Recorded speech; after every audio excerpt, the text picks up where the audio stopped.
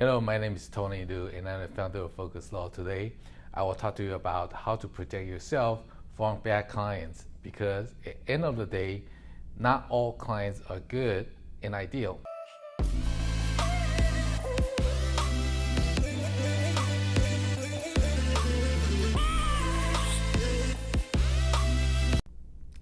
Now, I will tell you a brief story to illustrate why you should be aware that not all clients are good and how you can protect your business from the ones that are giving you the nightmare.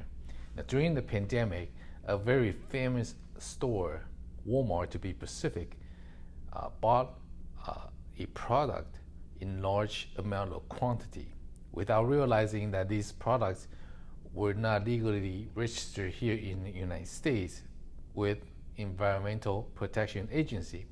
Now, these 3 million units that Walmart bought could not legally be sold here in the United States.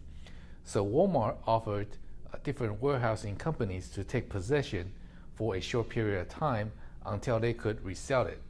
In exchange, Walmart offered to pay them well, right? And these warehouses accept the business opportunity and were excited about it because they're doing business with Walmart, without suspecting that the Walmart could seize or contact and neglect to pay storage or disposal of the products.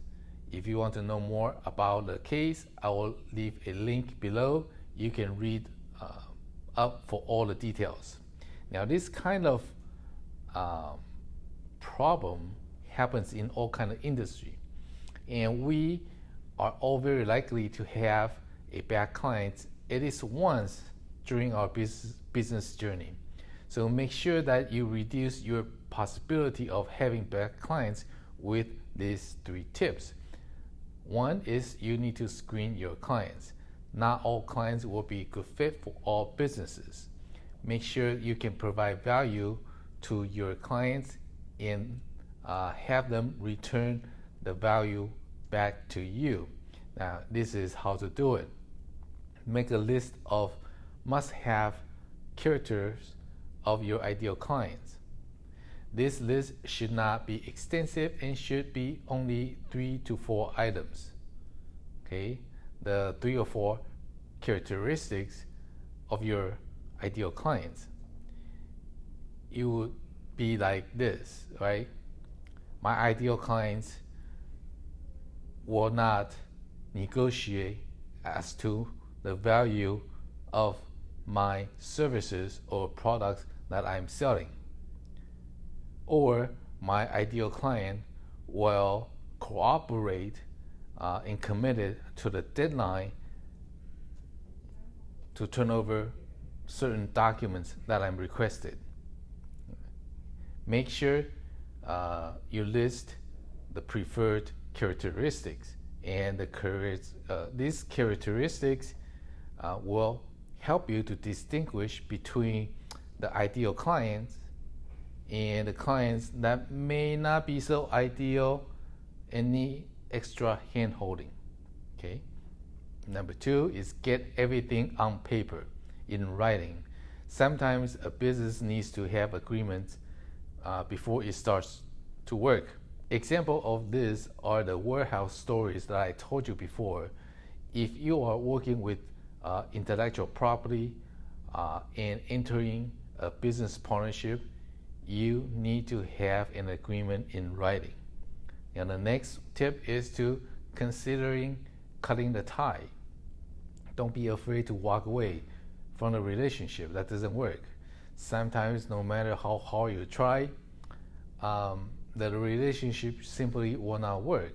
Sometimes, under the stressful situation, the client can bring up unnecessary stress to you, and you need to evaluate whether or not handling them is worth your time, your resources. Okay. Sometimes the best thing to do is just to cut the tie with those clients that drain your time, drain your energy, and drain your resources. Evaluate if a client is creating more tension than what it is worth or negatively impacting your business. Make sure that you work with the professionals, okay? And make sure that you work with the right client, but you must also to make sure that you protect your business legally. You are on the same page with your clients, if you have one, right? And you are up to date with the employment law. And more importantly, if you need to help to protect your business and you are operating here in California, call Focus Law at 714-415-2007. You'll be glad that you did.